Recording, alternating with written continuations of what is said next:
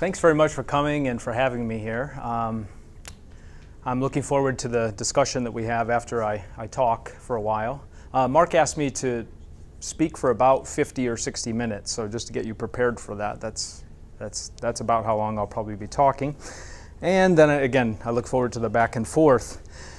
A lot of what I'll be doing today is talking about what structural racism is, because we have to know what it is in order to dismantle it. So that's going to be my orientation here. So I'll be offering a structural conception of racism, and this can be contrasted with very ordinary, conventional ways that we tend to think about racism. Maybe not every people in this room, maybe so, but certainly in the media and sort of everyday, ordinary conversation. And my observation in listening to newscasts regarding, Trayvon Martin or Renisha McBride or Michael Brown or Donald Siegel or anyone like this is that we tend to fixate on individuals when we think about racism, and we focus on attitudes and behavior of individuals. Okay? Now, this creates sort of a disconnect because people who study racism and people who organize against racism have a very different conception in general of what racism is. And generally, the conception is not this, doesn't have a focus exclusively on the individual and attitudes and behavior.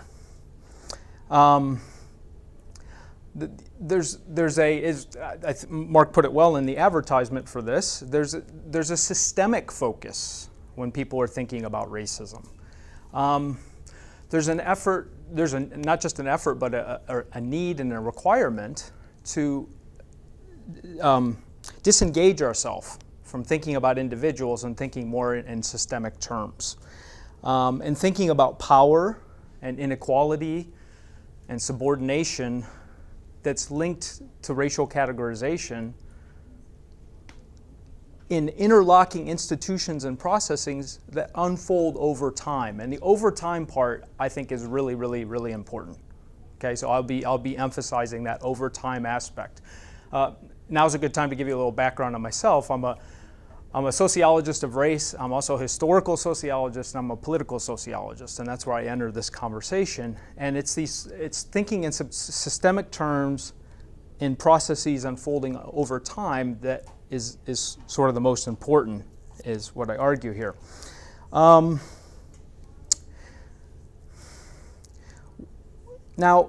when somebody says something, when somebody of one racial group says something bad about somebody from another racial group, okay, it's not insignificant. I'm not trying to say that.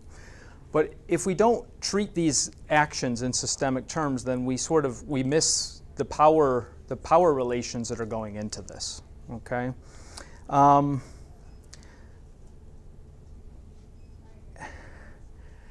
When we have individual-centered conceptions of racism, when we employ these, as happens in the media and so on, what actually ends up happening is we give a lot of attention to racism, what we call racism, but in the very process of giving it a lot of attention, it has the ironic effect of marginalizing racism as it's in its systemic forms. Okay? So when we talk about Donald Sterling and what he said and didn't say and got caught on the tape saying and so on, what we have done is we tend to create this idea that that's somehow, we've identified that's racism, that's clearly out of the norm. Most people don't get caught on the tape saying things like that. And therefore, we, as a consequence, marginalize racism as a system. Okay? So when I say system, I guess I want to disassociate it. For better or for worse, I'm an academic, so I want to disassociate it a little bit from, if you think system, you might think of leftist political rhetoric from the 60s, and I think that's good and useful and so on, but that's not really what I mean by systemic. What I mean by systemic is that there are a set of interlocking variables that mutually reinforce each other and stay together over time. That we can't isolate one variable or one institution or one process and say that's racism or that's the solution to racial inequality. Okay? When I think of really good examples, just getting beyond racism and just thinking about racial inequality, a very non-systemic approach to racial inequality is to just focus on education, which is what to the degree that anyone agrees on anything in the United States, is that education can be the solution to the problems of racial inequality. This is a very non-systemic view because it fails to situate education in a set of many other institutions, including neighborhoods and economic forces and unemployment and poverty. Education is ripped out of that context, and it's portrayed as the teacher as the solution, the principal as the solution, just for example. Okay?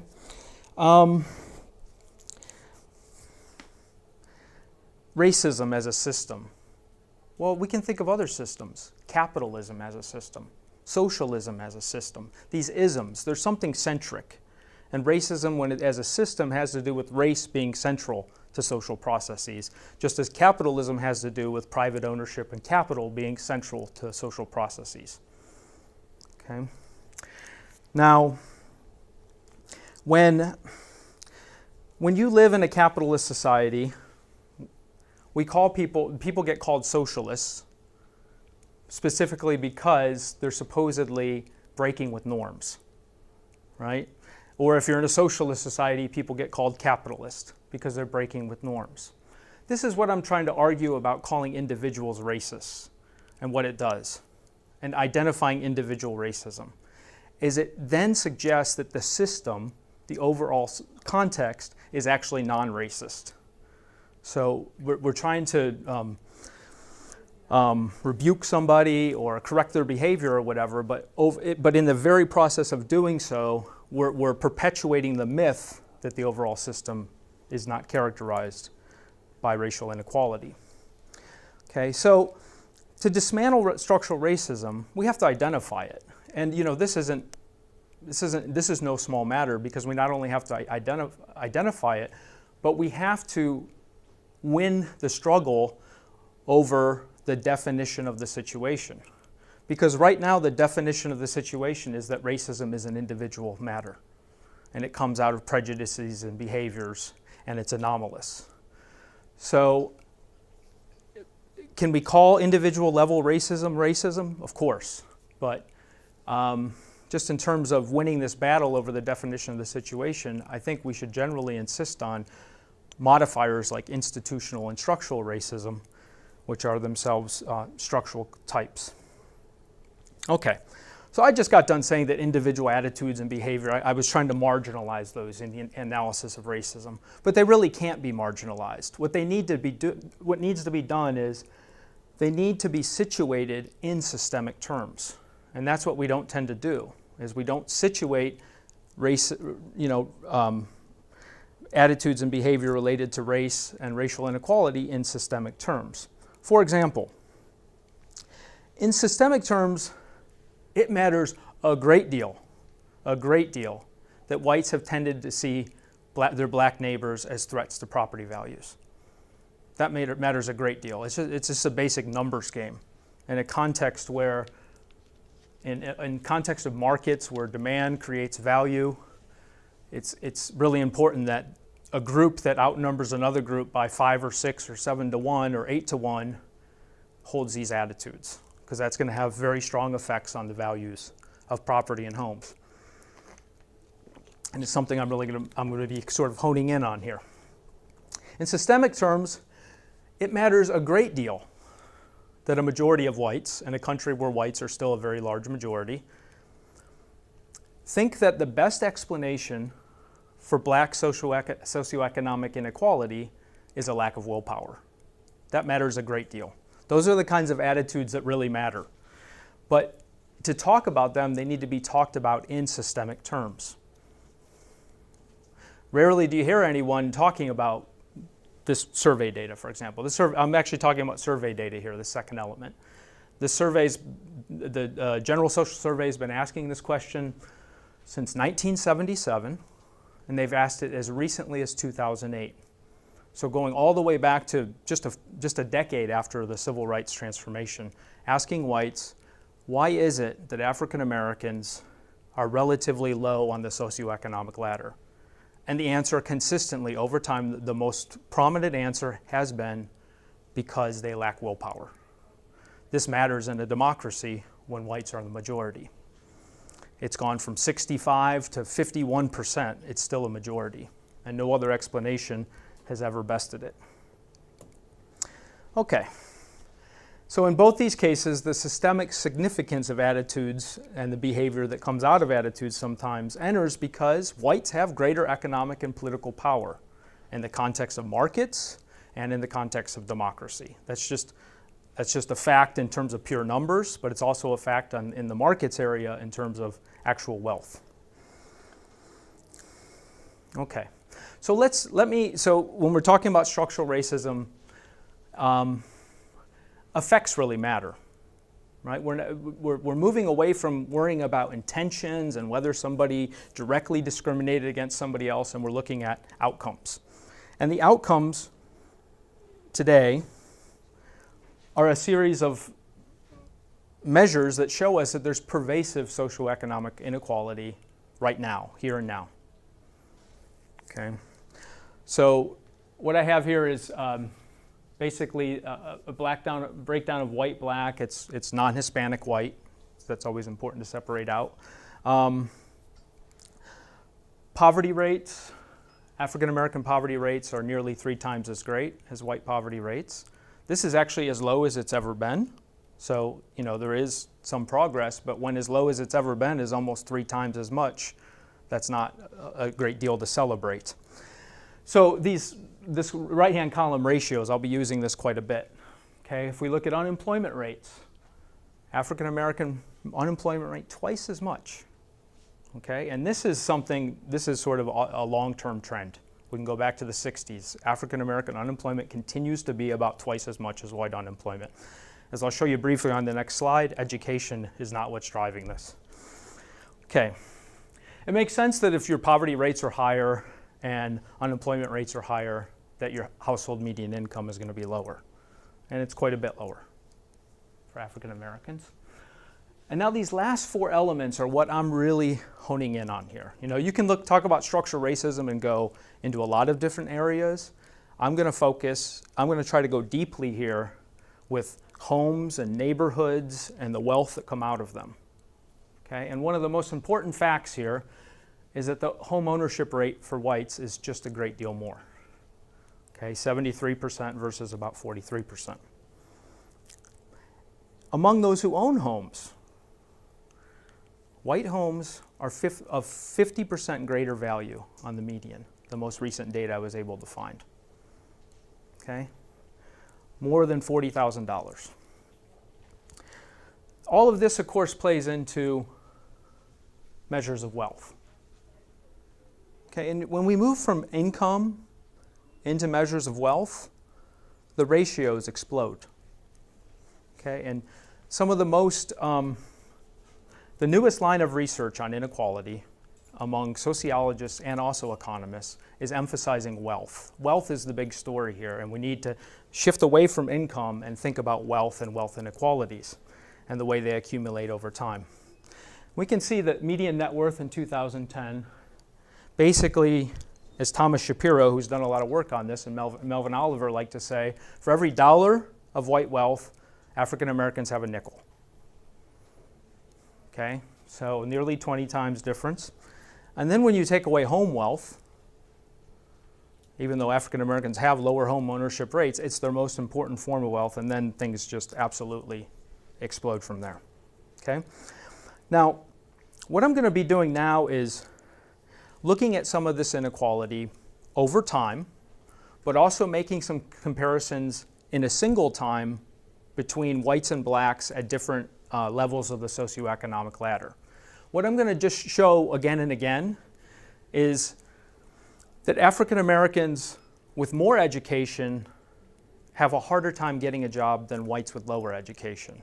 That African Americans with more money have harder time getting in neighborhoods with low poverty rates than whites with low amounts of money. And all this has really strong effects on wealth, has strong effects on inequality. Okay?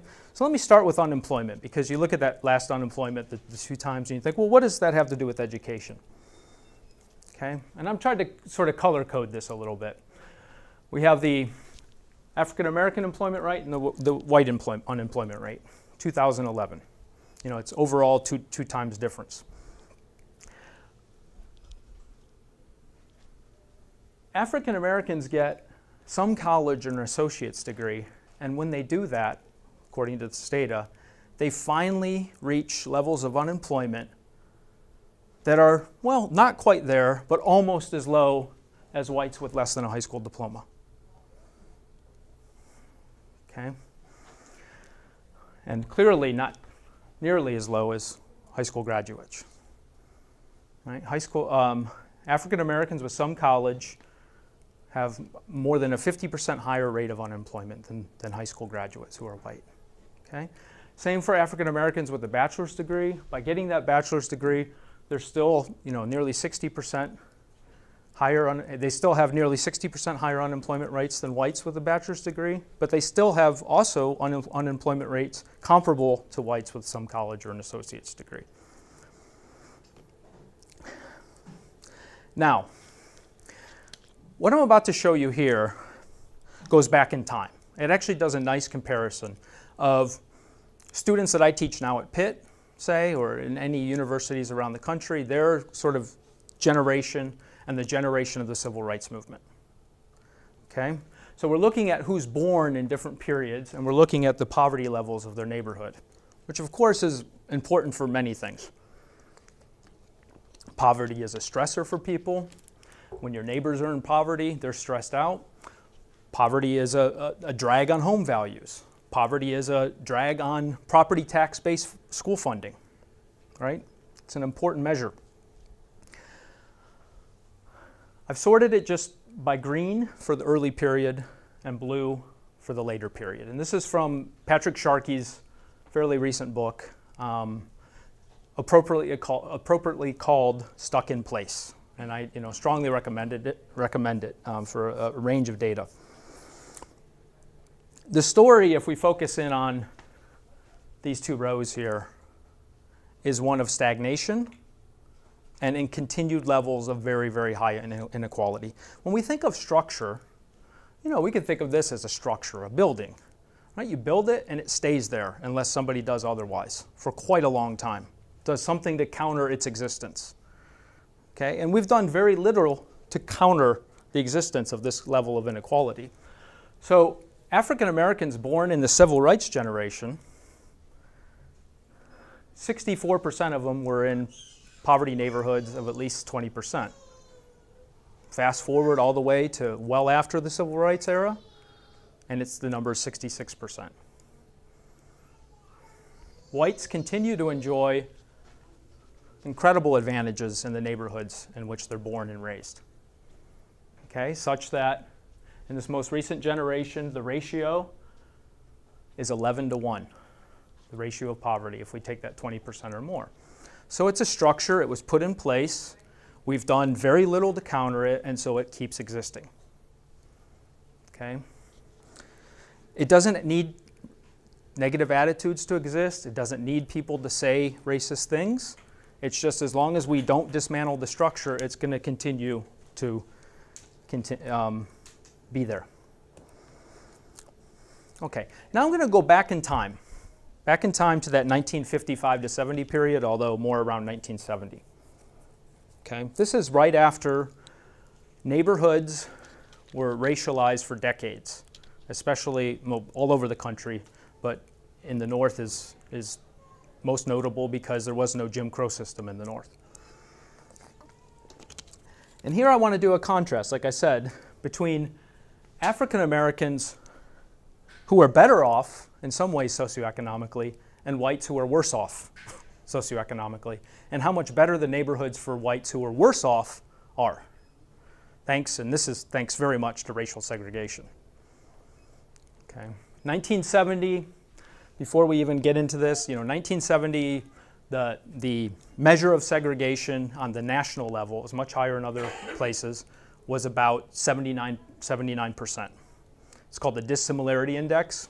What that means is for neighborhoods to be integrated, 4 out of 5 whites or blacks would have had to move. So this is a highly segregated context. One consequence of these high levels of segregation is that African Americans who were not in poverty, not below the poverty line, were far more likely to live in low-income areas, as defined by the census, basically poverty areas, than were whites who were actually in poverty. Okay, so they had a series of reports, and I sort of just went through some of the city reports and compiled them. And you can see Pittsburgh there. Pittsburgh is actually one of the more dramatic numbers. If you were African American in Pittsburgh in 1970 and you weren't in poverty, you were more than twice as likely to live in a low income area than a white who was in poverty. Okay, this is systematic white advantage. This is a structure put in place that has unraveled a little bit, but not very much over time. Okay. Here's another measure, thinking of the suburbs. One of the approaches that we social scientists take often to figure out whether there's discrimination taking place is to control for social class, control for income, right? And there's a lot of merit in it. Of course, it doesn't obviously take into account the historical process that created the differences in income, but we control for it. Let's look at what happened around 1972 in terms of patterns of living based on income. Okay. Now, what we have here is obviously, we have total family income, and then we have the percent of whites by those incomes who are living in the suburbs, and the percent of African Americans by those incomes living in the suburbs. You go down each row, the whites and the African Americans, and you can see it makes sense. The more money you have, the more likely you are to live in the suburbs. The more money, and that's true for African Americans as well.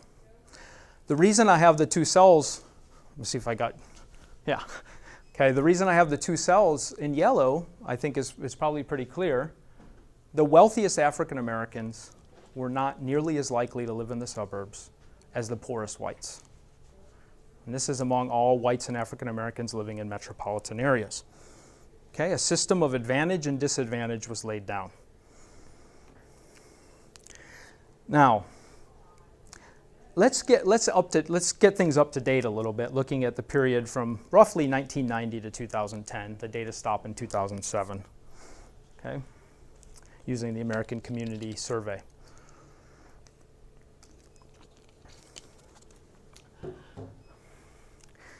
Once again, it might be a little hard for you to see, but there's you can see the categories: poor, middle, and affluent, right? Broken down by income. I don't want to say class, because class also includes wealth, but just by income, poor, middle, and affluent. So a poor person in this data is less than 175% of the poverty level, in case you can't see the text down there. And an affluent person is more than 350% of the poverty level, and middle income is somewhere in between. This is very recent, of course. This is 1990 to basically 2010. Once again, I have rows highlighted under black and white to show the advantage that poorer whites have over wealthier blacks. Is basically the gist of this, in terms of their ability to get into neighborhoods that have lower poverty levels. So the blue and the blue controls for, it has the black middle class compared to poor whites. Okay, the blue. And you can see systematically across time, it's much easier for poor whites to get into lower poverty neighborhoods than middle income blacks. At the same time, affluent blacks, the green, compared to middle income whites, they can't get into low poverty neighborhoods to the same degree that middle income whites can. Now, I wasn't fancy enough to capture the fact that I actually could have colored the poor white row also green to compare it to affluent blacks. Because if we take a look at 2007 affluent African Americans, their average poverty level of their neighborhood is actually greater than low income whites. Okay, and all this matters for the schools, the property taxes, the wealth of where you live, the value of your home. Okay, going back, remembering in 2000 that the median home value for African Americans, $80,000. The median home value for whites, $123,000. This gives you a look at the same sort of data for different cities, just to see some variation. The overall ratio of affluent African Americans to middle income whites is 1.28. What this means is the poverty level of affluent African Americans is 28% higher. Their neighborhoods' poverty level is 28% higher than middle income whites. Of course, there are many cities where the ratio is much higher than 1.28. Okay? And some of these culprits, for those who are familiar with the history of race in the North in the post-World War II period, are not going to be very surprising. Like Milwaukee, like Newark, New Jersey. Okay, and remember, this is comparing affluent African Americans' poverty, not neighborhood poverty levels, to the average white. Okay, and you can see Pittsburgh down here, neck and neck with Birmingham, Alabama. So James Carville said that, you know, there was Pittsburgh and Philly and Alabama in between, but actually Pittsburgh and Birmingham are right together here, side by side.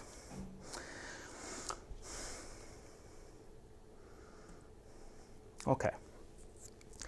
Now, let's go back in time a little bit now and try to understand, where does all this inequality come from? The inequality from the 1970 period, the most recent inequality. Again, focusing on housing and neighborhoods.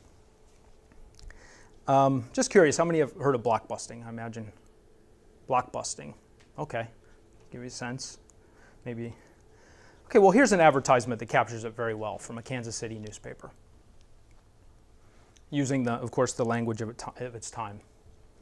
Colored in your block, want to sell and get all cash for prompt appraisal estimate, call Bill Williams. Get Bill Williams' phone number there, and you know he's with Chaz Curry Realtors. Okay.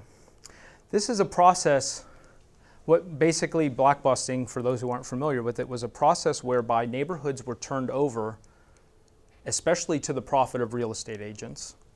Some who intended and engineered it, and some who probably wished for something else. You know, the intentions don't really matter. What happened systematically was, as African Americans moved into neighborhoods, whites moved out, sometimes with very strong incentives to do so, or persuasion, and then the neighborhoods turned over. Okay, now we're in the realm of prejudice and discrimination, right? We're sort of at that individual level. But there's a whole systemic part to this, right, that has effects still today. But so let's go a little bit into the systemic. Why would a white person respond to this? You know, I think the classic response, the classic answer to that is, well, that was the 1950s and whites were racist. And they had negative attitudes towards African Americans, so of course they responded to this. Okay, and then now we're in the post-civil rights era, and thankfully that's sort of gone away and it's gotten much less, and so we don't have to worry about this. Okay, but somebody who was white in this time period, what I want to point out here, didn't have to have anti-black attitudes to respond to this advertisement. Because of the federal government, the real estate industry, the banking industry, all of these things lined up people's behavior, whites' behavior, to respond to this kind of advertisement and sell quickly and get out. So what's the social context for this? Federal government policies, first and foremost, we should highlight. The federal government in 1955 is most known for not doing anything really about the Jim Crow South. I mean, if you could think, what was the policy of the federal government when it came to race that's most well known? Well, it wasn't doing really anything at this point in time about systematic legal exclusion in the South. Okay, there was the Supreme Court decision and a few, but they weren't being enforced. The federal government was doing nothing. But it was busy doing other things in the North, and it had been for some time. Between 1940 and 1970, home ownership in the U.S. exploded. okay, from 44% homeownership to 64% in those 3 decades, after it's never really been very high prior to that.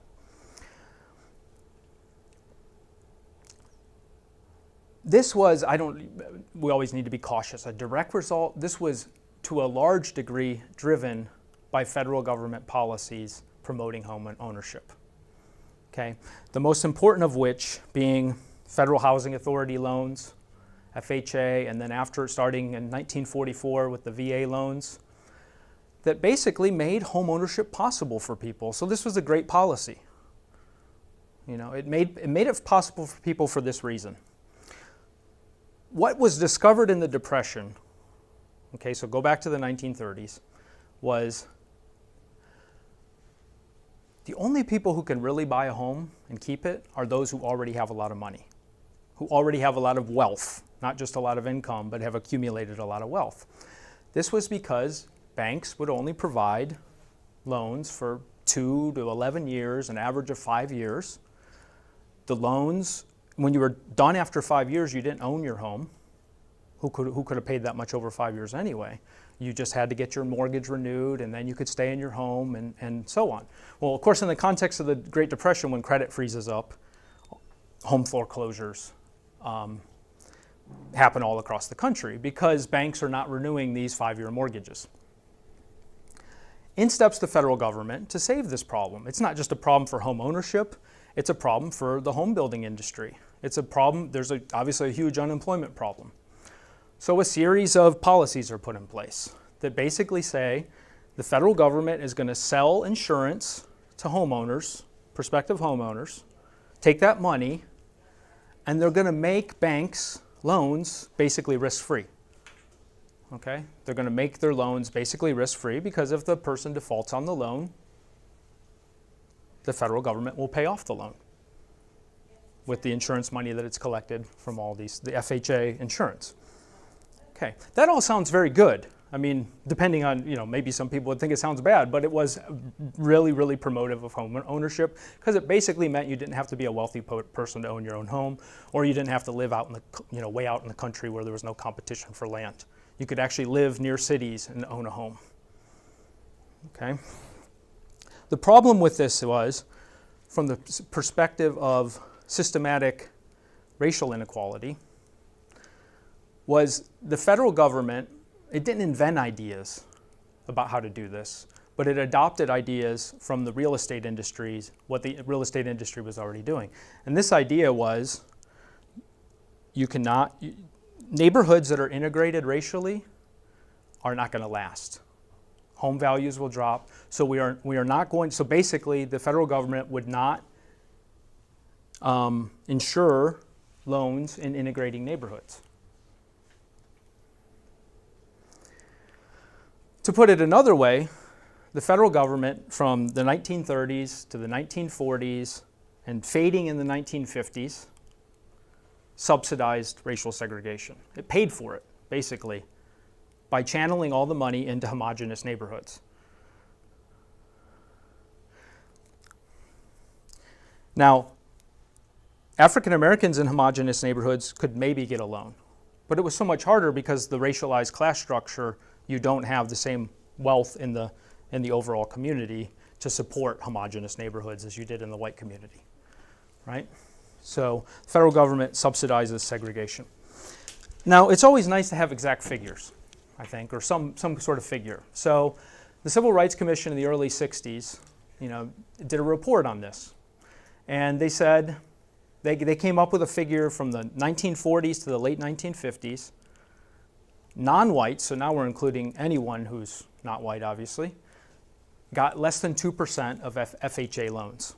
Less than 2% of FHA loans. Okay? Probably they started to get some because there were some wealthy parts, homogeneous parts that were African American. Probably had something to do with the federal government did back away from this subsidizing segregation policy in the 50s, but it was less than 2%.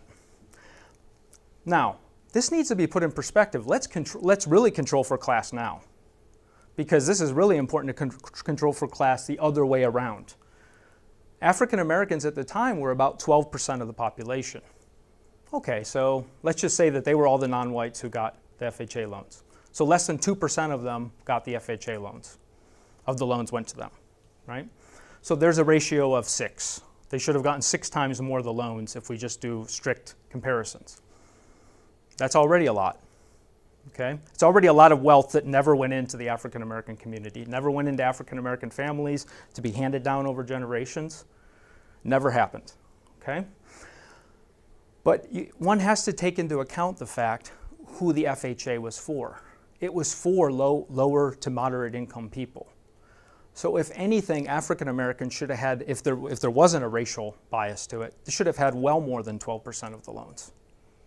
Okay? It shouldn't have matched their population. So now we're talking about ratios of 7, 8, 9. You know, we don't know exactly what it is, but it's much higher than that. Federal government policies laid down the grid, basically, of structural racism in neighborhoods and in wealth inequalities. Okay, well, there's obviously also the practice of the real estate and banking industries, right? It's not like the banks were putting up a fuss or anything. As I said, they were the ones who originally invented this logic of not allowing racial integration, but the federal government systematized it. I would also add, you know, we can add a lot, but one thing to add is what happened then to African Americans who could not get federally insured loans, okay? And here, I mean, already you're not able to get a loan, so somebody who doesn't have a lot of money is just cut out of home ownership. They can't buy the home, it can't appreciate, they can't pass it on to their children, that's already done, okay?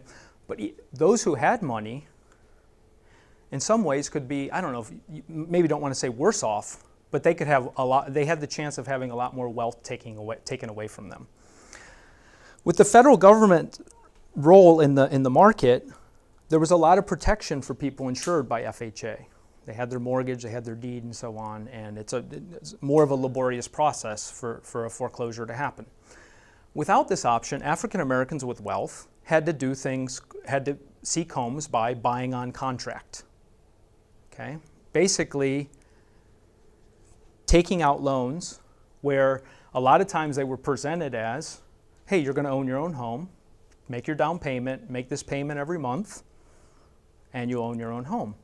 The difference was that there really was no legal protection for African Americans in that situation. So if somebody lost their job, for example, which was very likely to happen, well, we see that the unemployment rates are 2 times as high, but gosh, going back then, it was so much easier to lose your job. Okay? You lose your job and you can't make your payment. What you soon found out in those situations was you not only weren't going to keep your home, but all the money that you'd put into it is gone.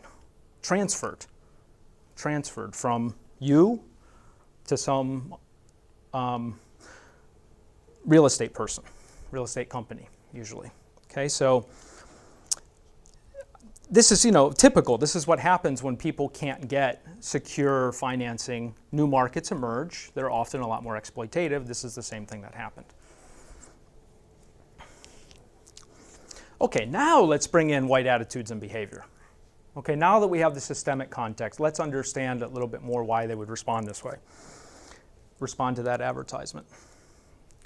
Okay, and probably I'm not a homeowner myself. Maybe some of you probably are, maybe a lot of you, so you probably understand this better than I do to some degree in terms of a lived experience.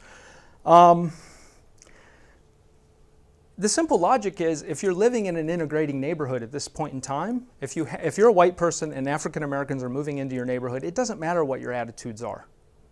Because if the banks aren't going to put money into your neighborhood is going to decline. Because demand for the houses in your neighborhood are going to go down. Because most people can't afford to just buy a house with cash. So if the FHA and the VA and the banks and so on say, okay, here's this neighborhood, it's now integrating, no more capital is flowing in there, no more loans, then that neighborhood is going to decline. For the simple reason, if somebody wants to sell their house, who are they going to sell it to if nobody can get a loan to buy it? Okay?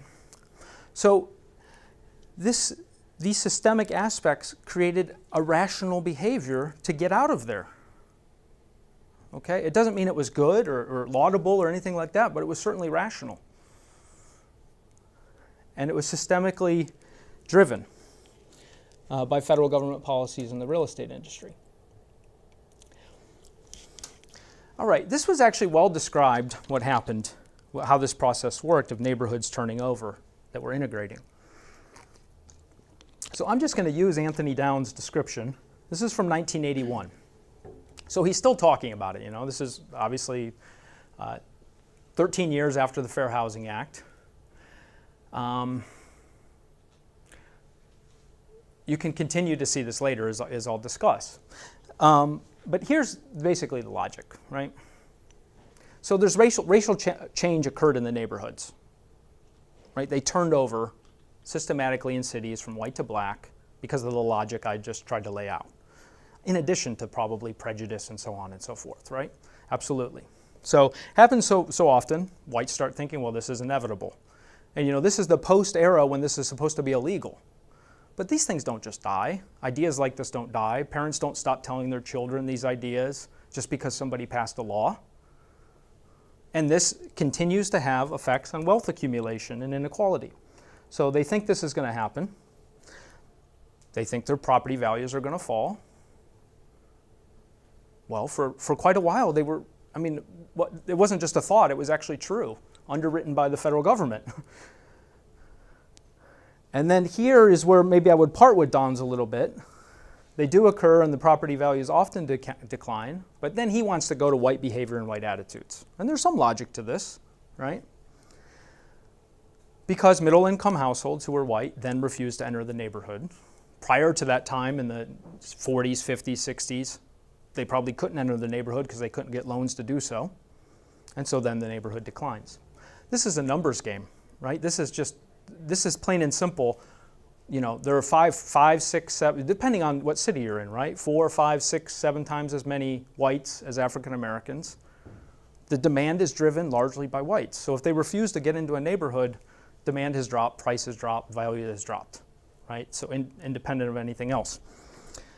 And then when you factor in the fact that whites also have more income, then it's multiplied. So, you know, Downs concludes, well, this is sort of perverse because whites are attributing a black entry into the neighborhood. They're saying what happens from that is the neighborhood declines, but the reason the neighborhood declines, Downs says, is because whites believe it's going to decline and then they refuse to get into it. Right? So they're in a sense blaming the victim. I think it's a nice description of the process that has been well described for cities all over the place. What I don't like about it is it loses the systemic and historical elements. Okay? Again, because these ideas don't just go away because some laws change. So in that context, I guess I would say a few things, a couple things at least. First, there's just outright exclusion. As late as 1977, you know, it dipped down a bit. It used to be a majority. As late as 1977, there was a question asked in the General Social Survey. White people have the right to keep Negroes, because that was the term, out of their neighborhoods, and Negroes should respect that right. Okay? The right to keep them out of whites' neighborhoods. 42% of whites agreed with that in 1977. You know, or a decade after the Fair Housing Act.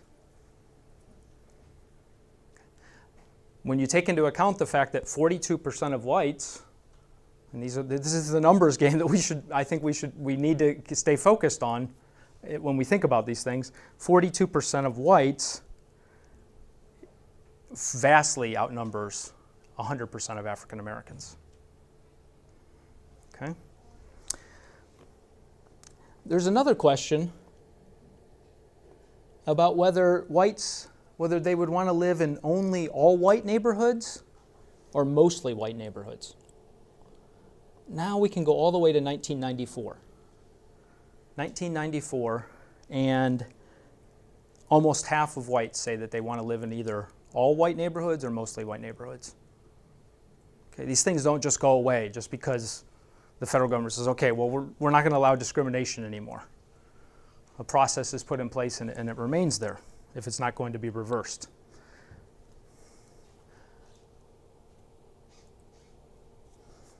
Okay. So, what I'm talking about here is long-running white intergenerational advantage, speaking specifically of home ownership, but also the way that neighborhoods tie into schools, tie into employment opportunities, public transportation. Where you live determines so many different things. So Thomas Shapiro, who's done a lot of work on this, looked at this panel study of income dynamics. And basically, this was looking at first-time home buyers. Now we're into the early 1990s. The same time that whites are saying, nearly half of them are saying they want all white or mostly white neighborhoods still.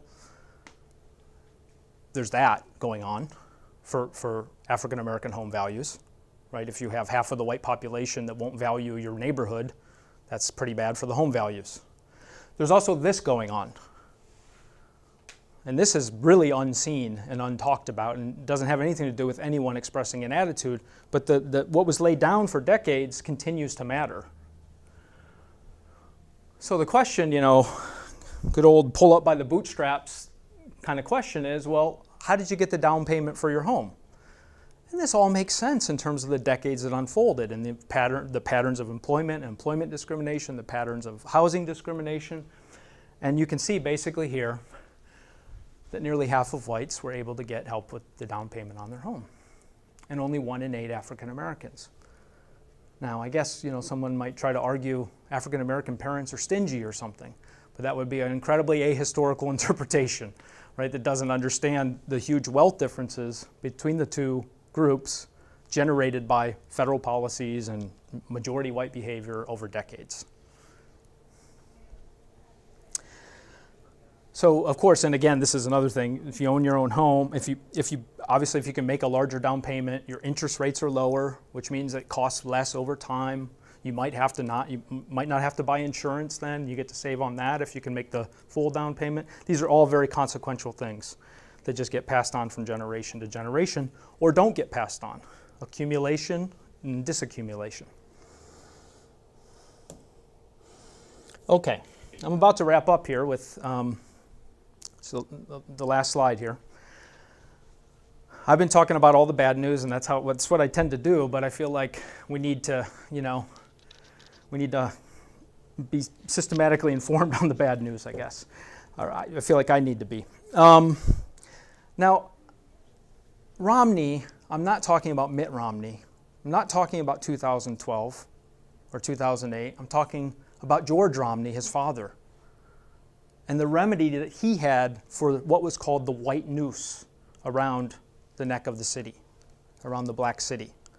And this was not, only the Black Power movement using this language. This was in reports coming out of the riots and the rebellions in the 60s and the reports on that, and George Romney saw it as a huge problem. I'm not sure if he ever actually used the term white noose, but I believe he might have. This is what he told the New York Times, and it's just like, it's amazing to think that anyone said this, let alone somebody who's to right of center. Okay, he tells the New York Times, we've got to put an end to the idea of moving to suburban areas and living only among people of the same economic and social class.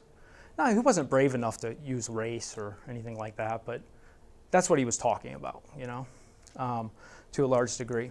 Now, who's George Romney in 1969? Well, he's the Secretary of Housing and Urban Development in the Nixon administration. Okay, and did anyone hear the NPR story, the This American Life from November 2013 about housing? I strongly recommend it. This is discussed in part here. It's been, so November, I think 22nd, 2013. It's about housing discrimination, and there's a little bit of a story about this. Basically, the gist of it is Romney said, he didn't put it this way, but we can put it this way. The federal government has subsidized racial segregation and systematically undercut African American wealth for decades. Now, what can we do about that? We passed the Fair Housing Act, right, which says you can't discriminate, but there was this affirmatively further language in it that was somewhat ambiguous. Romney came to the conclusion, to a degree, we need to subsidize racial integration. If we subsidize racial segregation, the solution is not to just stop doing that. The solution is to subsidize racial integration. And so his plan was to use the power of the federal purse. The suburbs go up, there's sewer lines that need to be built, there's a lot, highways, so on, exits to be built and so on. And the idea was use the federal purse to more or less coerce these municipalities into integrating racially and also by class as well, among whites to some degree. Okay, this is 1969. He's in the Nixon administration. Nixon has a very different plan for where he sees things going. He has, as it's often called, the Southern strategy, right? He knows that the Republican Party has never had the South at all, ever, and this is their big chance. Okay. It's also a suburban strategy. So it's often called the Southern strategy, but it's really the Southern white strategy, as Joe Fegan points out. And then there's the suburban strategy. And this idea of using the federal purse to forcibly integrate suburbs does not really match the idea of appealing to Southern whites and appealing to suburban people in general across the country. Okay, so we can say, bad Nixon, right? Bad behavior on Nixon's part, otherwise something could have been done about this. But I wouldn't really favor that interpretation because I think that Nixon, I would like to look at Nixon and put him in a more systemic and long-run historical context here. Okay, and this is actually, I don't want to go on about, this is a lot of what my dissertation's about that I finished a while ago, so I'd be happy in the Q&A to go into more detail about it. But the short story is this, okay? I'll keep it as short as I can. Nixon's behavior and the Republican Party's behavior, which was basically to play off whites against blacks. I mean, it's just a matter of record. You go into the memos in the Nixon administration. It was clearly a plan to use busing as a wedge issue to get white working class voters. He appointed, in a very kind of individual, overtly racist judges from the South, knowing that the Senate would reject them. He knew they would be rejected by the Senate. And then what did he do? He had a news conference and he said, this discrimination against the South is just terrible. That all the Southern people must feel awful about this, by which he no doubt was not talking about African Americans in the South. Okay, so, there was a clear plan. But this is part of a long run process that begins in the early 19th century when the Democratic Party is fully aligned along the lines of white supremacy, North and South. It doesn't crumble until the 1930s. With the Great Depression and the movement of African Americans to the north, where they could vote thanks to the prior conflict in the Civil War and after. Right? So because they could vote, Democrats and Republicans outside the South start competing for African American votes. That's an important part of the civil rights transformation. It's not obviously the only part. It's an important part. But eventually, things are realigning. African Americans are moving firmly into the Democrats' camp, and the Southern whites are certainly not going to stay in that camp. No doubt about it, in the majorities. And so where the Southern whites had been in the Democratic Party for 140 years in the name of structural forms of racism, there's a shift in the party coalitions and they become part of the Republican Party at this time. And so Nixon is an actor, but he's part of he's a small chapter in a very long book. And he's really just playing a role to a large degree. Okay, so I've tried to sort of lay out these, kind of go in deep on housing and neighborhoods and so on, and the idea that when we're thinking about structural racism, we got to think about things that are built and stay in place unless they're dismantled, and we got to think of policies to dismantle them. And so I hope that as we move to discussion, maybe we can talk more about that. Or whatever we want to talk about, I'll be very glad to, because I really appreciate the fact that you had me here tonight. So thank you.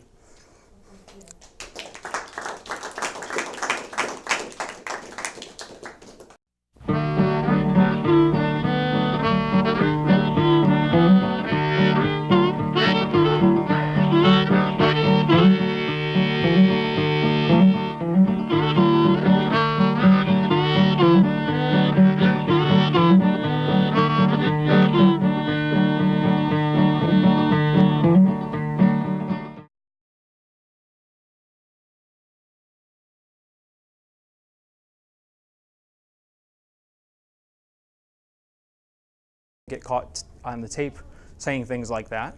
And therefore, we, as a consequence, marginalize racism as a system.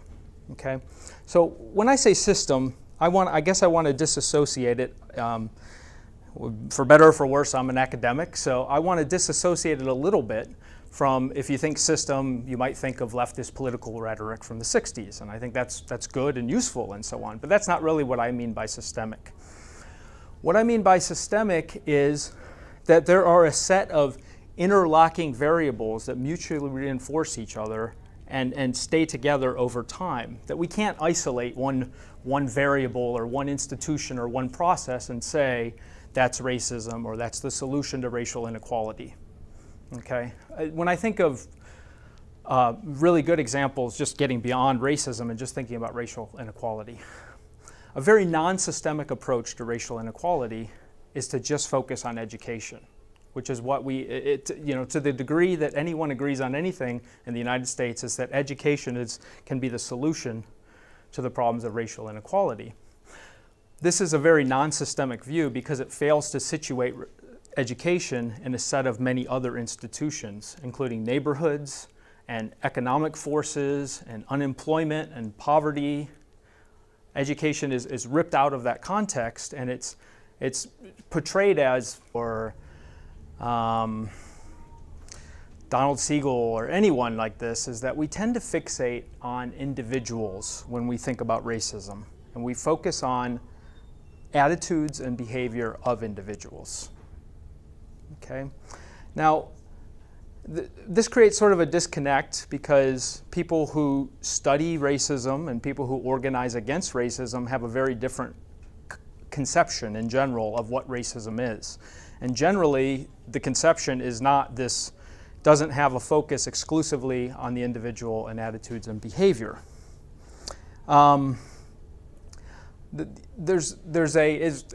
Mark put it well in the advertisement for this, there's a systemic focus when people are thinking about racism. There's an effort, not just an effort, but a need and a requirement to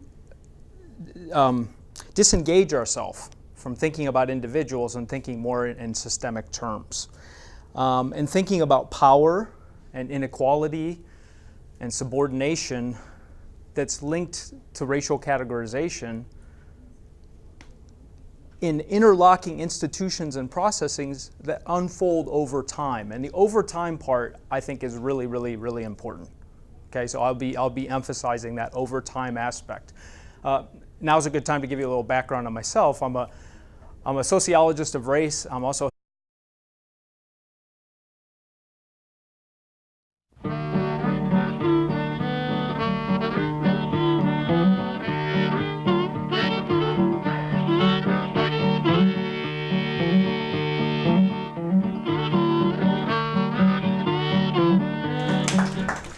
Thanks very much for coming and for having me here. I'm looking forward to the discussion that we have after I talk for a while. Mark asked me to speak for about 50 or 60 minutes, so just to get you prepared for that, that's about how long I'll probably be talking. And then again, I look forward to the back and forth.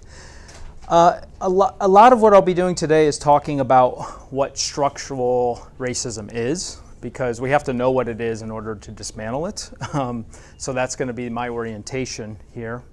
So I'll be offering a structural conception of racism, and this can be contrasted with very ordinary, conventional ways that we tend to think about racism. Maybe not every people in this room, maybe so, but certainly in the media and sort of everyday, ordinary conversation. And my observation in listening to newscasts regarding, Trayvon Martin or Renisha McBride or Michael Brown or the teacher as the solution, the principal as the solution, just for example, okay?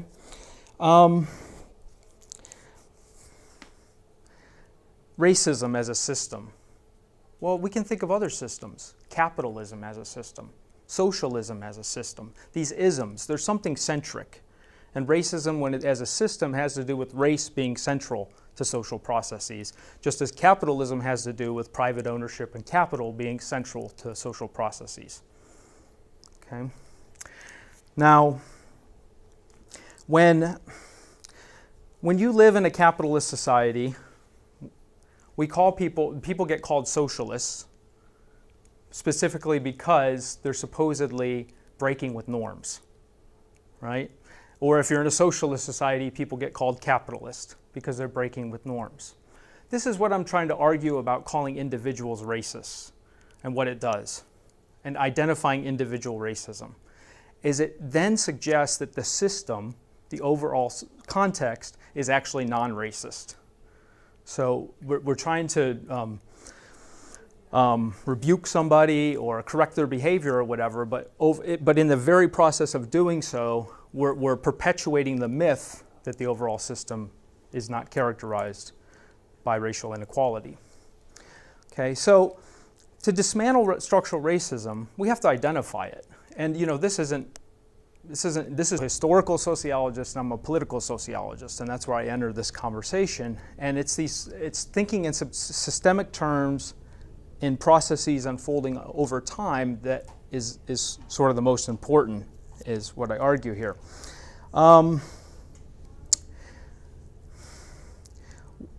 Now, when somebody says something, when somebody of one racial group says something bad about somebody from another racial group, okay, it's not insignificant. I'm not trying to say that. But if we don't treat these actions in systemic terms, then we miss the power relations that are going into this. Okay.